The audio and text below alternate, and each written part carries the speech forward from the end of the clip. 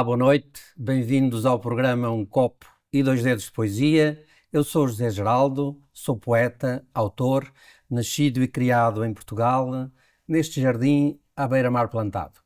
O nosso programa vai tratar de poesia, vai tratar de arte e da cultura. E hoje vai tratar de fado também. Temos como nosso convidado o António Pinto Basto, que é um fadista de renome nacional e internacional. É um fadista que já pertence à história do fado português. Boa noite, António. Olá, boa noite, Zé Geraldo. Muito obrigado por este convite, para estar aqui consigo. De certo modo, a homenagear a poesia, não é? O que estamos aqui a fazer. A poesia e o fado. Que não, a poesia nem deveria ter que ser homenageada, deveria ser a nossa vida. Era muito melhor se fosse poesia. Exatamente, mas é isso, porque somos todos poetas um pouco, não é?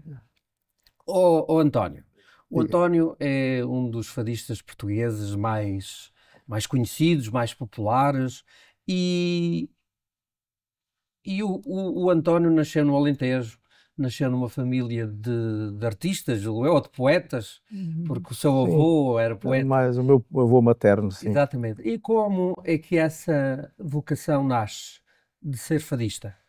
Bem, o cantar e a música, isso veio naturalmente, veio com certeza logo de nascença, digamos assim. E eu comecei a cantar muito novo. Eu lembro de entrar em espetáculos com 8 anos de idade, cantar. Depois, mais tarde, lá até com um trio que havia lá em Évora. E eu era miúdo e eles convidaram-me para cantar. Eu cantava, lembro-me de cantar o Kenny Mambo, do João Maria Tudela. Kenny Mambo. Mas ainda não tinha surgido o fado na minha vida nessa altura. Isso foi já só por volta dos 13 anos de idade, que eu fui assistir a primeira vez a uma sessão de fados, lá em Évora, numa feira que havia dos salesianos. E houve uma noite de fados, os meus pais levaram-me a mim, as minhas irmãs, que são mais velhas que eu, as duas.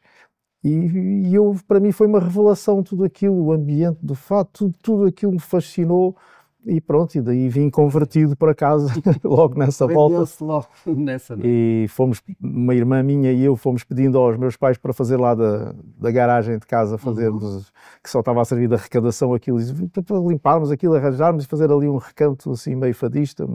E assim se fez-se a toca, e aí tínhamos os nossos... Enfim, aquilo que se usava muito na época, estamos a falar de anos 60, não é? Usava-se aquelas festinhas de garagem, portanto, tinham sempre uma dançazinha, mas as nossas tinham que acabar com fado. Muito bem. E aos 17 anos grava o primeiro disco.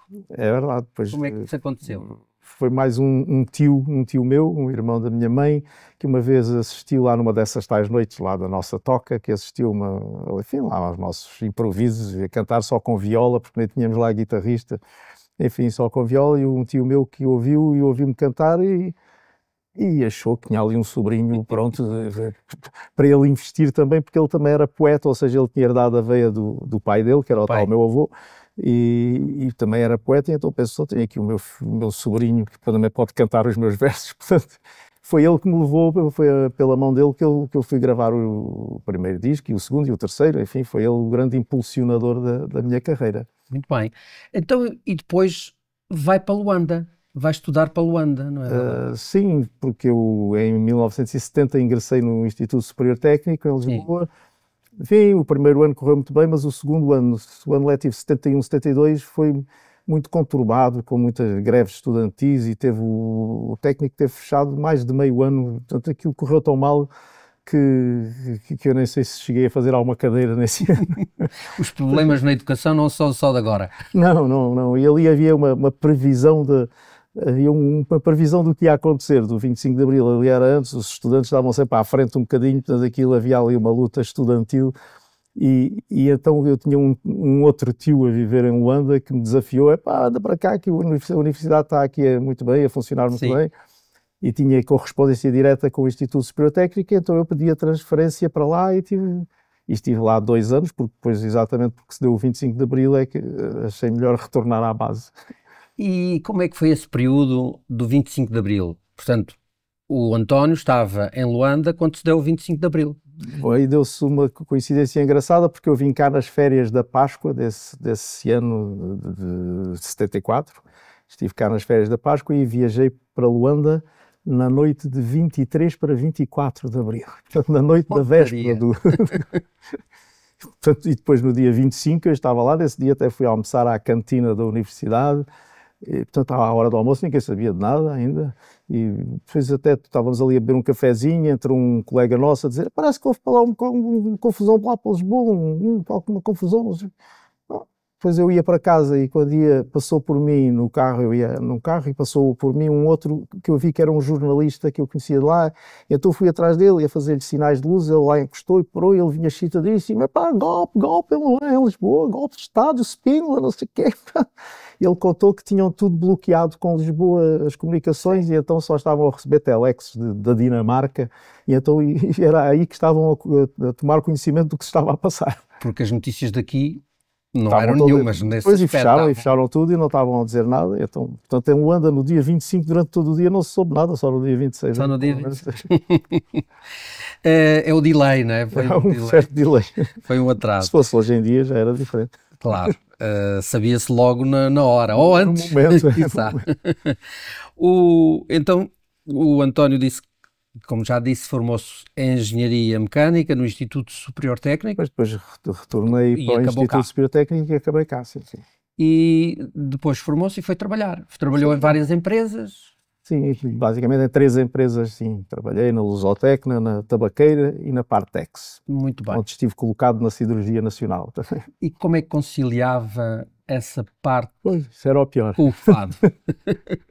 Porque depois foi em 88 que gravei um LP, que foi o LP que se chamou Rosa Branca, que me veio, esse sim é que me veio roubar a engenharia, porque começou a ser incompatível poder conciliar as duas carreiras, porque não dava para isso, porque aqui em off, já lhe tinha dito, eu tinha o meu despertador nessa altura às 6h50 para me levantar para ir para a Siderurgia Nacional de Oeiras, onde eu estava a viver. E ora, às 6h50 era praticamente a hora dos fadistas se deitarem. Portanto, aquilo acabou por não dar. Eu, quando dormia 4 horas, já estava feliz. Portanto, aquilo era incompatível, e então eu achei por bem meter a engenharia na gaveta e pronto. E ficar apenas na carreira artística, fadista. Muito bem. Como aconteceu desde 88, então. Muito bem, António. A nossa conversa está muito agradável, mas vamos para um pequeno intervalo. Voltamos dentro de poucos momentos para continuarmos a conversa com o António Pinto Basto e ouvirmos um fado. Até já.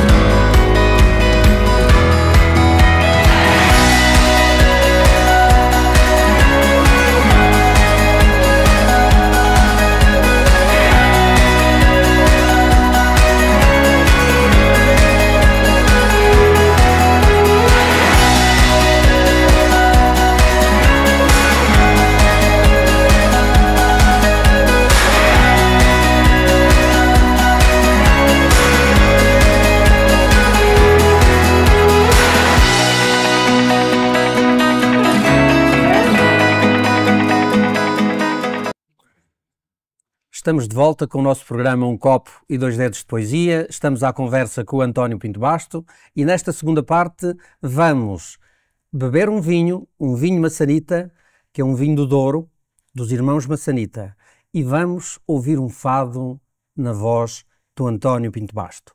Antes disso, vou-lhe fazer mais umas perguntas.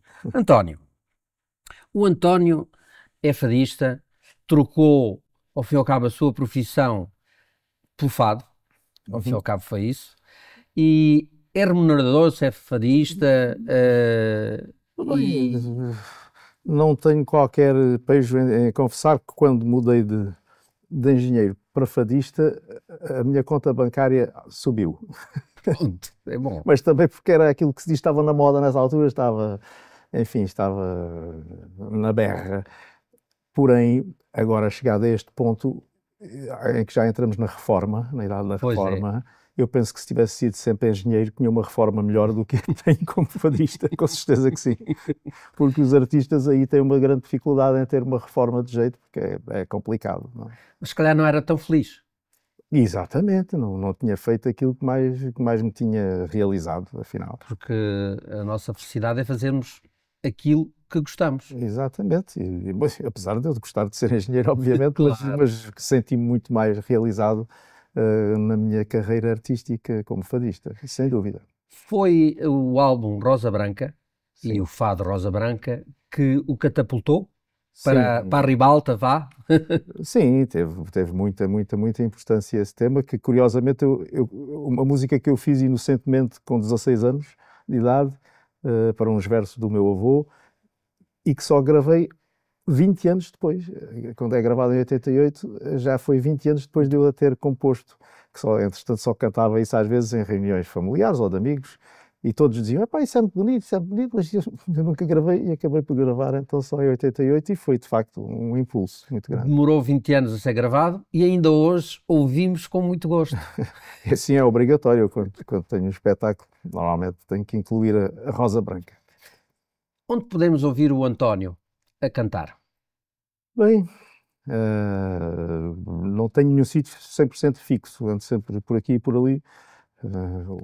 Entretanto, este programa passará quando passar, mas, por exemplo, hoje que estamos a gravá-lo, eu hoje saio daqui e vou cantar para o Alentejo, para um espetáculo ali Terra do Chainho, não é? São Francisco da Serra, São Francisco da Serra, terra de António Chainho, exatamente. Mas há uma casa, mas muito virada para turistas, que se chama Lisboa em Fado, que é ali na Rua do Crucifixo, em Lisboa, no Chiado, que apresenta uns shows de fado, shows de 1 hora, com um filmezinho, e é um conceito diferente de cada fado, é mais para mostrar aos turistas o que é o fado, e com o tal filme que lhes dá uma historiazinha sobre o fado. E eu aí às vezes colaboro muito e vou lá cantar muitas vezes. Tenho ido, por exemplo, às quintas-feiras, muitas vezes cantar ao Pátio da Alfama. E enfim, ando. É como calha, um bocadinho. Depois são os espetáculos que vão surgindo, vão aparecendo. É um homem livre, é uma voz da liberdade. Como dizia aí um certo político, eu ando por aí. Muito bem. Nós conhecemos-nos já há alguns anos, do tempo em que os nossos filhos estavam no colégio militar. É. E o seu filho também é cantor. O Gustavo, é verdade, também é fadista. por esta via. Tenho 5 filhos e está só esse por enquanto nessa. Os 2 mais novos ainda não sei o que é que eles vão fazer, mas penso que não irão por aí. Tive a felicidade de conhecer o Pedro Pinhal, de lhe dar uns versos, não é? É verdade. Da minha autoria, e ele depois apresentou-os ao António e hoje vamos ouvir esse fado, não é? Pois, vamos a isso. Já tive a oportunidade de o cantar antes, o Zé Geraldo já o ouviu, e vamos ver como é que vai sair hoje. Vai sair bem, com certeza. Muito bem. Então, estamos a chegar ao fim do nosso programa. Vamos fazer um brinde com o vinho Maçanita e vamos brindar à nossa saúde, à dos nossos e aos que estiverem por bem nos nossos caminhos. E que sejam também todos os espectadores. Saúde. Saúde.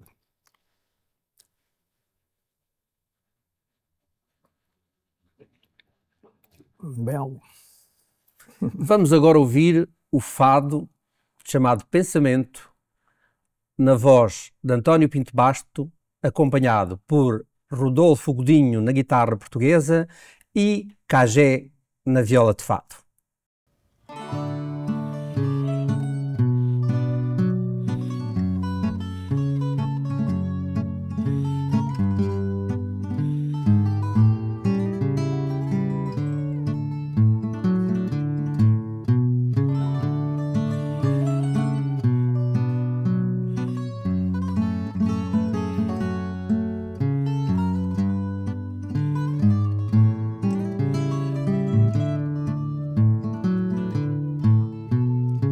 A força que o pensamento tem de criar o momento.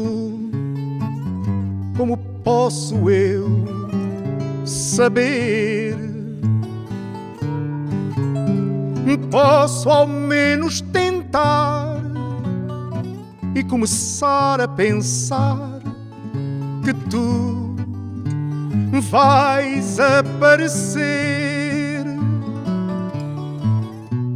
Fecho os olhos e penso que me dá prazer imenso estar contigo a meu lado. Passaram alguns momentos e os nossos pensamentos talvez se tenham cruzado. A mensagem que enviaste a dizer que em mim pensaste só confirma a verdade. Desta vez tu não vieste, mas na mensagem escreveste que de mim tinhas saudades. Fecho os olhos e penso que me dá prazer imenso estar contigo a meu lado. Passaram alguns momentos e os nossos pensamentos talvez se tenham cruzado.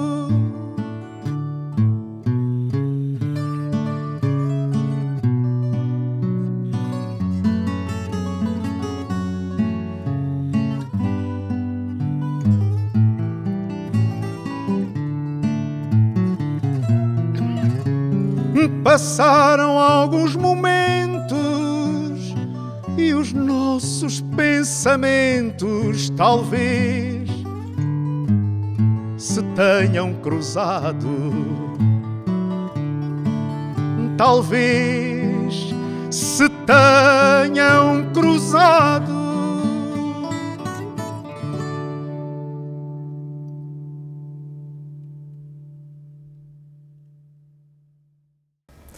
Chegámos ao fim do nosso programa, um copo e 2 dedos de poesia.